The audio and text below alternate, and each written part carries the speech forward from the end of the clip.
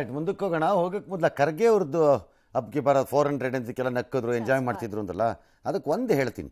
ಕಳೆದ ಲೋಕಸಭೆಯಲ್ಲಿ ಇವತ್ತಿನ ಉತ್ತರ ಪ್ರದೇಶದಲ್ಲಿ ಸಮಾಜವಾದಿ ಪಕ್ಷದ ನಾಯಕ ಆಗಿರುವ ಅಖಿಲೇಶ್ ಯಾದವ್ ಅವರ ತಂದೆ ಮುಲಾಯಂ ಸಿಂಗ್ ಯಾದವ್ ಸದನದಲ್ಲಿ ನಿಂತುಕೊಂಡು ಭಾಷಣ ಮಾಡ್ತಿದ್ದಾಗ, ನಾನು ಬಯಸ್ತಾ ಇದ್ದೀನಿ ನೀನು ಇನ್ನೊಮ್ಮೆ ಪ್ರಧಾನಿಯಾಗಿ ಬಾ ಅಂತ ನರೇಂದ್ರ ಮೋದಿಗೆ ಹೇಳಿದ್ರು. SP ಹೌದು, ಅವರು ಹಾಗೆ ಹೇಳಿದ್ದಿದ್ರೆ ಖರ್ಗೆ ಅವರು ಆ ಅರ್ಥದಲ್ಲಿ ಒಪ್ಕೋತಿದ್ದೆ ನಾನು. ಬೇಕಾದ್ರೆ ಇದಂಗಲ್ಲ ಅಲ್ವೇ? ಆ ಥರ ಅಲ್ಲ. ಕುಮಾರಸ್ವಾಮಿ ಅವರು ಕೇಸರಿ ಶಾಲ್ ಹಾಕಿದ್ದನ್ನು ದೇವೇಗೌಡರು ಒಪ್ಪಿಲ್ಲ. ಹಾಕಬಾರ್ದಾಗಿತ್ತು, ನಮ್ಮ ಪಕ್ಷದ ಶಾಲೆ ಹಾಕಬೇಕಿತ್ತು. ನಾನು ನಾಳೆ ನಾನು ಪ್ರಧಾನಿ ನೋಡೋಕೆ ಹೋದ್ರೆ ನಮ್ಮ ಪಕ್ಷದ ಶಾಲೆ ಹಾಕ್ಕೋತಿದ್ದೀನಿ ಅಂತ. ಅದಕ್ಕೆ DK ಶಿವಕುಮಾರ್ ಅವ್ರು BJP ವಕ್ತಾರರಾಗಿದ್ದಾರೆ, ಪಾಪ ಅವ್ರನ್ನ ಈ ವಯಸ್ಸಲ್ಲಿ ಇಂಥ ನೋವು ಕೊಡ್ತಿದ್ದಾರೆ ಅಂತ ಮಜಾ ತಗೊಳಕ್ಕೆ ಟ್ರೈ ಮಾಡಿದ್ದಾರೆ, ಸಿಂಪತಿ ತೋರಿಸೋ ಮೂಲಕ ಅಷ್ಟೇ, ಇನ್ನೇನು ಅಲ್ಲ ಅದು. ಈ ಮಧ್ಯೆ ಕೆರಗೋಡ್ನಲ್ಲಿ DC ಕಚೇರಿ ಮುಂದೆ ಎಲ್ಲ ಆಗಿತ್ತಲ್ಲ, ಅದೇನೋ ಅಪರಾಧನ ಅಂತಿದ್ರು. ಕರೆಕ್ಟ್, ಅದು ನನ್ನ ಪ್ರಕಾರ ದೇವೇಗೌಡರ ಭಾವನೆ, ಅವರ ಭಾವನೆ. ಕುಮಾರಸ್ವಾಮಿ ಅವತ್ತು ಹೋದಾಗ ಅವರ ಪಕ್ಷದ ಶಾಲನ್ನು ಹಾಕಬೇಕಿತ್ತು ಎಂದು ಅವರ ರಾಷ್ಟ್ರಾಧ್ಯಕ್ಷರು ಬಯಸೋದ್ರಲ್ಲಿ ತಪ್ಪೇನಿಲ್ಲ, ತಪ್ಪೇನಿಲ್ಲ. ಅದು ನನ್ನ ಪಕ್ಷದ ಶಾಲನ್ನು ನನ್ನ ನಾಯಕ ಹಾಕ್ಕೋಬೇಕು ಅನ್ನೋದನ್ನು ಬಯಸೋದ್ರಲ್ಲಿ ತಪ್ಪೇನಿಲ್ಲ. ಆದರೆ ಕೇಸರಿ ಹಾಕಿದ್ದು ಅಪರಾಧವೂ ಅಲ್ಲ. ಕಾರಣ ಅದು ನನಗೆ BJP RSS BHP ಸಂಬಂಧದಲ್ಲಿ ಅಲ್ಲ ನಾನು ಹೇಳ್ತಿರೋದು. ಅದು ಒಂದು ಬಣ್ಣ, ಅದು ಯಾವುದೇ ಪಕ್ಷದ ಶಾಲು ಅಲ್ಲ, ಆಗಬೇಕಾಗಿಲ್ಲ. ಹಾಗಿದ್ರೆ ನಾಳೆ ರೈತ ವಿರೋಧಿ ಅಂತ ಯಾರೊಬ್ಬ ಕೈಗಾರಿಕೋದ್ಯಮಿದನು ಹಸಿರು ಶಾಲ್ ಹಾಕೊಂಬಂದ್ರಲ್ಲ ನನ್ನ ಹತ್ರಕ್ಕೆ ಬರಬೇಡಿ ಅಂತಂದ್ರೆ, ಅದು ಹೇಗಾಗುತ್ತೆ? ಗ್ರೀನ್ ಶಾಲ್ ಹಾಕೊಂಬಂದ್ರೆ ಯಾರು ನನ್ನ ಹತ್ರಕ್ಕೆ ಬರಬೇಡಿ ಅಂದರೆ, ನೀಲಿ ಹಾಕೊಂಬಂದ್ರೆ ನನ್ನ ಹತ್ರಕ್ಕೆ ಬರಬೇಡಿ ಅಂತಾನೆ. ಹಂಗಾಗಲ್ಲ, ಅವು ಬಣ್ಣಗಳಷ್ಟೇ, ಅವರವರ ಆಯ್ಕೆಯಲ್ಲಿದೆ. ಹಾಗಾಗಿ ಅವರ ಪಕ್ಷದ ಶಾಲನ್ನು ಅವ್ರು ಹಾಕೋಬೇಕಿತ್ತು ಅಂತ ಅವ್ರ ನಾಯಕರು ಬಯಸ್ತಿರೋದು ಸರಿ ಇದೆ. ಬಟ್ ಇದನ್ನು ಹಾಕಿದ್ದಿದ್ದು ಅಪರಾಧ ಅನ್ನೋದಕ್ಕೆ ಆಗಲ್ಲ. ಕಾರಣ ಅದೊಂದು ಬಣ್ಣ, ರಾಷ್ಟ್ರಧ್ವಜದಲ್ಲೂ ಇದೆ. ಎಸ್, ಇಬ್ಬರು ಸೇರಿ ಕಾಂಗ್ರೆಸ್ ವಿರುದ್ಧ ಹೋರಾಟ ಮಾಡ್ತೀವಿ ಅಂದಾಗ ಆ ಸಂದರ್ಭದಲ್ಲಿ ಯಾರೊಬ್ಬವ ಅವ್ರ ಪಕ್ಷದ ಮುಖಂಡರು ಅವ್ರನ್ನ ತಗೊಂಡು ಟವಲ್ ಹಾಕಿದ್ರೆ ನಾರ್ಮಲಿ ಹಾಕ್ಬಾರ್ದು. ಈಗ ನಾಳೆ ಬೆಳಿಗ್ಗೆ ನಾನು ಮೋದಿಯವರು ಒಂದು ಪ್ಲಾಟ್ಫಾರ್ಮಲ್ಲಿ ಹೋಗ್ತೀವಿ ಅಂತ ಇಟ್ಕೊಳ್ಳಿ, ನಮ್ಮ ಫಳಾಗ ಹಾಕೊಳಕ್ಕೆ ಬಿಜೆಪಿ ಸ್ಪೋಕ್ಸ್ಮನ್ ಕುಮಾರಸ್ವಾಮಿ ಅವರು ಆಗಿದ್ದಾರೆ. ನನಗೆ ದೇವೇಗೌಡರು ಪಾಪ ಇಷ್ಟು ನೋವು ತರ್ತಾರೆ ಅಂತ ನಾನು ನಂಬಲಿಕ್ಕೆ ಸಾಧ್ಯನೇ ಇಲ್ಲ. ಯಾಕೆಂದ್ರೆ ದೇವೇಗೌಡರು ನೋವು ತಂದಿದ್ದಂಗೆ ಹೇಳಿಲ್ಲ.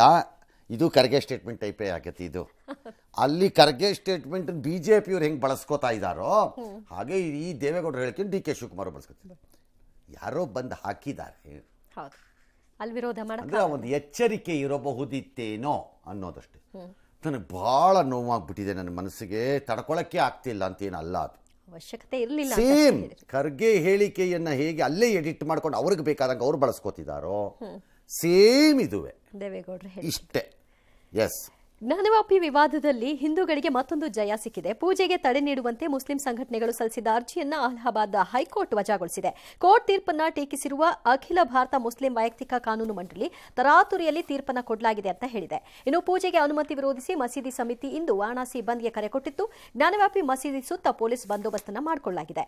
ಈ ಮಧ್ಯೆ ಜನವರಿ 22ರಂದು ಉದ್ಘಾಟನೆಯಾದ ಅಯೋಧ್ಯೆಯ ರಾಮ ಮಂದಿರದ ಬಳಿಕ 11 ದಿನದಲ್ಲಿ 25 ಲಕ್ಷ ಭಕ್ತರು ಹೋಗಿದ್ದಾರೆ. 11 ಕೋಟಿ ಕಾಣಿಕೆಯಾಗಿ ಬಂದಿದೆ. ಕಾಣಿಕೆ ಪೆಟ್ಟಿಗೆಯಿಂದ 8 ಕೋಟಿ ರೂಪಾಯಿ, ಚೆಕ್ ಹಾಗೂ ಆನ್ಲೈನ್ ಮೂಲಕ 3 ಕೋಟಿ ರೂಪಾಯಿ ಕಾಣಿಕೆ ಬಂದಿದೆ ಅಂತ ದೇವಸ್ಥಾನದ ಟ್ರಸ್ಟ್ ಪ್ರಕಟ ಮಾಡಿದೆ.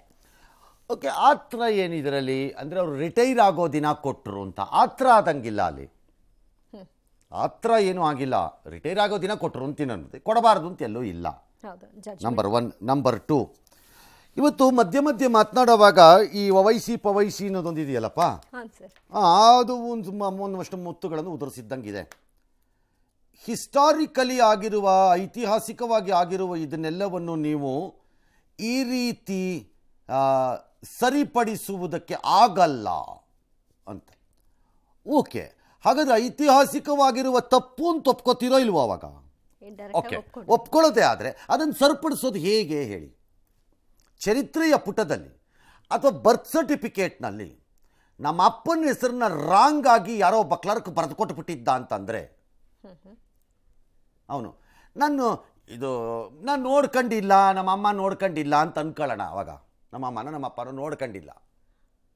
ಅದು ಯಾವಾಗಲೂ 15 ವರ್ಷ ಆದಮೇಲೆ ಏನಕ್ಕೂ ದಾಖಲೆ ಕೊಡಕ್ಕೆ ಹೋದಾಗ ಇದೇನ್ರಿ ಬೇರೆ ಬೇರೆ ಹೆಸರು ಇದೆಯಲ್ಲಪ್ಪ ಅಂತಾರೆ, ಅಲ್ಲಲ್ಲ ಅಂತ ಓಡೋದ್ರೆ ಕಾರ್ಪೊರೇಷನ್ ಹತ್ರ ಕೊಯ್ಲಿಗೋ.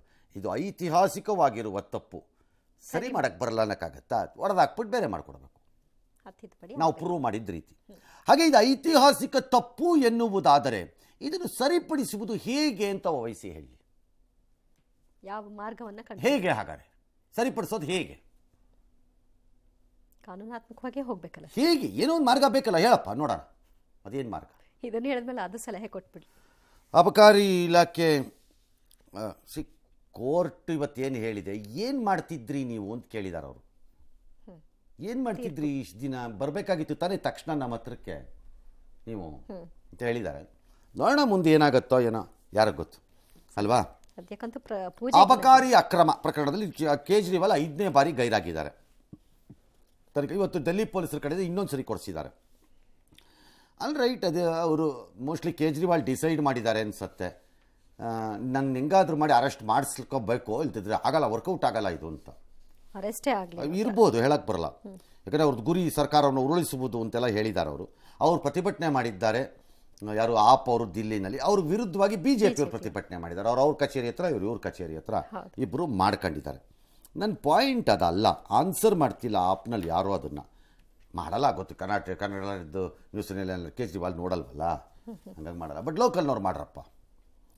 ಸಿ, ಒಂದು ಅದು ಎಂಥದ್ದಾರೋ ಹಾಕ್ಕೊಂಡು ಹೋಗಿರಲಿ, ತನಿಖಾ ಸಂಸ್ಥೆ ಕೊಟ್ಟಿದ್ದಕ್ಕೆ ಇಲ್ಲ ಹಾಜರಾಗಬೇಕು, ಇಲ್ಲ ಇದು ರಾಜಕೀಯ ಪ್ರೇರಿತ, ಇದು ದುಷ್ಟ ಮಾರ್ಗದಿಂದ ಬರ್ತಾ ಇರೋವಂಥದ್ದು, ಇದು ನ್ಯಾಯವಲ್ಲ ಅನ್ನೋದೇ ಆದರೆ ಅದಕ್ಕೆ ಸಂಬಂಧಿಸಿದಂಥ ನ್ಯಾಯಾಲಯಗಳಿಂದ ಅದಕ್ಕೆ ತಡೆಯನ್ನು ತರಬೇಕು. ಎರಡೇ ಮಾರ್ಗ ಇರೋದು. ನಾನು ತೀರ್ಮಾನ ಮಾಡಿಬಿಟ್ಟ ತಕ್ಷಣ ಇದು ರಾಜಕೀಯ ಪ್ರೇರಿತನ ಬರಲ್ಲ ಅಂತಂದುಬಿಟ್ರೆ ಹೇಗೆ ಸಾಧ್ಯ? ನಿಮ್ಮ ವಿರುದ್ಧನೇ ಬಂದಿರೋ ನಾಳೆ ಶ್ರೀಸಾಮಾನ್ಯರು ಇದನ್ನೇ ಹೇಳಿದ್ರೆ, ಇನ್ಸ್ಪೆಕ್ಟರ್ ಒಂದು ಕೇಸ್, ಸಬ್ ಇನ್ಸ್ಪೆಕ್ಟರ್ ಒಂದು ಕೇಸ್ ಹಾಕಿರ್ತಾರೆ, ಸಾರ್ ಇದು ರಾಜಕೀಯ ಪ್ರೇರಿತ, ಇದು ವೈಯಕ್ತಿಕ ದ್ವೇಷ ಸರ್. ಅವತ್ತು ದಾರಿಲಿ ಹೋಗ್ತಾ ಇದ್ದಾಗ ನಾನು ಅವ್ರನ್ನ ಕೇಳಿದೆ, ಏನು ಸರ್ ನೀವೇ ಹೆಲ್ಮೆಟ್ ಹಾಕೊಂಡಿಲ್ಲ ಅಂತ, ಅದಕ್ಕೆ ವೈಯಕ್ತಿಕ ದ್ವೇಷ ಸರ್, ನಾನು ಹೋಗಲ್ಲ ಸರ್ ಅಂದರೆ ಬಿಡ್ತೀರಾ? ಆರೋಪ ಬಂದವರು ಹಾಗೆ ಇದು. ಅದರಲ್ಲೂ ಸಂವಿಧಾನಿಕ ಹುದ್ದೆಗಳಲ್ಲಿರುವವರು ಆ ರೀತಿ ನಿಲುವುಗಳನ್ನು ತೆಗೆದುಕೊಂಡ್ರೆ ಅರಾಜಕತೆಗೆ ಹೋಗುತ್ತಾ ಹೋಗಲ್ವಾ? I am not saying it is right. ಇವ್ರ ನಡವಳಿಕೆ ಬಗ್ಗೆ ಅಷ್ಟೇ. ಇಲ್ಲಿದ್ರೆ ಕೋರ್ಟ್ ಸ್ಟೇ ಮಾಡಬೇಕಲ್ಲ. ಜಾರ್ಖಂಡ್ಗೆ ನೋಡಿ, ಈಗ ಅದೇ ಕತೆ. ಇವತ್ತು ಯಾರೋ ಹೊಸ ಚೀಫ್ ಮಿನಿಸ್ಟರ್ ಬಂದರು, ಏನು ಚಂಪೇನ್ ಸೋರೇನ್ ಅಂತ ಯಾರೋ ಪಾಪ ಅವ್ರು ಬಂದಿದ್ದಾರೆ. ಬಂದಮೇಲೆ ಅವ್ರಿಗೆ ಭಯ ಅಂತೆ, ಈಗ ಎಲ್ಲ ಓಡೋಗ್ಬಿಡ್ತಾರೆ MLAಗಳು ಒಂದು 8 ಜನ ಆಮೇಲೆ ಅಂತ. ಅದಕ್ಕೆ ಅವ್ರನ್ನೆಲ್ಲ ಎತ್ತಾಕೊಂಡು ಹೈದ್ರಾಬಾದ್ಗೆ ಹೋಗ್ಬಿಟ್ಟಿದ್ದಾರೆ. ಕಂಗ್ರ್ಯಾಚುಲೇಷನ್ಸ್ ಹೈದ್ರಾಬಾದ್ ಕರ್ಕೊಂಡೋಗಿರೋದಕ್ಕೆ. ಹೊಸ ಸರ್ಕಾರ ಅಲ್ವಾ ಹೈದ್ರಾಬಾದಲ್ಲಿ, ಅವ್ರ ಉತ್ಸಾಹದಿಂದ ಅತಿಥಿ ಸತ್ಕಾರ ಆಗತ್ತೆ ಅಂತಿರಬೇಕು. ಇದು ಸುಮಾರು ಸರಿ ಆಗಿ ರಿಪೀಟ್ ಆಗ್ಬಿಟ್ಟಿದೆಯಲ್ಲ ಶೋಗಳು, ಪ್ರಾಕ್ಟೀಸ್ ಆಗಿದೆಯಲ್ಲ, ಹಂಗಾಗಿ ಅಲ್ಲಿ ಮೋಸ್ಟ್ಲಿ ಹೊಸ ಉತ್ಸಾಹಕ್ಕೆ ಹೋಗಿರ್ಬೇಕಲ್ಲಿ. ಇರಲಿ, ಅವ್ರು ಎಲ್ಲಿಗಾರು ಹೋಗ್ಕೊಳ್ಳಿ, ಅವ್ರ ಇಷ್ಟ.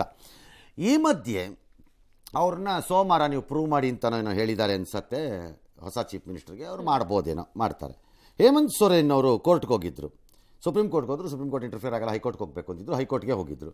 ಹೈಕೋರ್ಟು ಒಪ್ಪಲಿಲ್ಲ, 5 ದಿನ ಇಡಿ ಕಸ್ಟಡಿಗೆ ಕೊಟ್ಟಿದ್ದಾರೆ. ಈಗ ಸುಪ್ರೀಂ ಕೋರ್ಟ್ ಅರ್ಜಿ ತಿರಸ್ಕರಿಸ್ತು. ಹೈಕೋರ್ಟ್ಗೆ ಯಾಕೆ ಹೋಗಲಿಲ್ಲ ನೀವು ಅಂತ ಕೇಳಿದ್ರು. ಖರ್ಗೆ ಅವರು ಮಾತ್ರ ರಾಜ್ಯಸಭೆಯಲ್ಲಿ ಹೇಳಿದ್ರು, ಕೇಂದ್ರ ಸರ್ಕಾರ ಇಡಿ ಮೂಲಕ ಹೇಮಂತ್ ಸೊರೇನ್ ಬಂಧಿಸಿದೆ.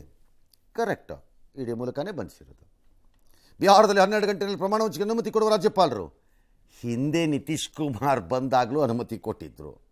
ನೀವು ಲಾಲು ಪ್ರಸಾದ್ ಯಾದವ್ ಮಗನ ಕಟ್ಕೊಂಡು ಸರ್ಕಾರ ಮಾಡಿದಾಗ ಕಾಂಗ್ರೆಸ್ನವರು ಆಗಲೂ ಆಗಿತ್ತು ನಿಮಗೆ. ಇದೆಲ್ಲ ಸರಿ ಇಲ್ಲ ಅಂತ ಡ್ಯಾಶ್ ಅಂತ ಕೂಗಾಡಿದ್ದಾರೆ. My point again same.